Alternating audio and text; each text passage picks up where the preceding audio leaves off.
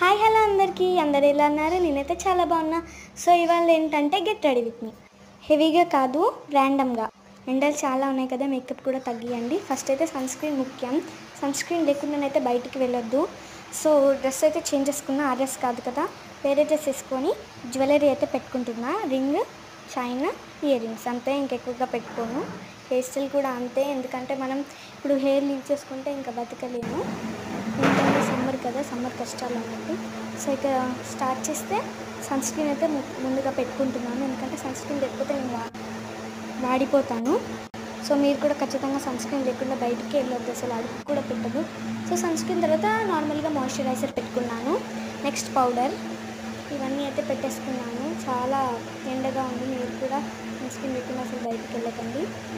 So next ఇక్కడ ear rings పెట్టుకుంటాను. నేను చిన్నవే పెట్టుకుంటున్నాను, ఎందుకంటే ఇప్పుడు నేను అంత హెవీ కూడా మోయలేను. ఇయర్ రింగ్స్ పెట్టుకునేటప్పుడు ఏం కాదు, కానీ తీసేటప్పుడు ఉంటుంది ఫుల్ నొప్పి పెడుతుందబ్బా. సో అదంతా వదిలేసి ఇక్కడ ఐబ్రోస్ ఫిల్ చేసుకుంటున్నాను.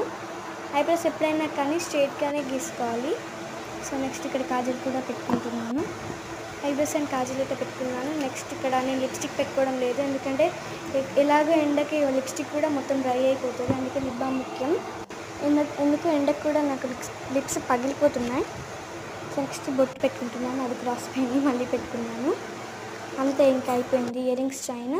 సో మనలో నుంచి దుర్వాసన రావద్దు కదా, అందుకే కొంచెం పర్ఫ్యూమ్, ఇది కూడా నా ఫేవరెట్. పర్ఫ్యూమ్ లేకుండా అసలు బయటికి వెళ్ళలేను.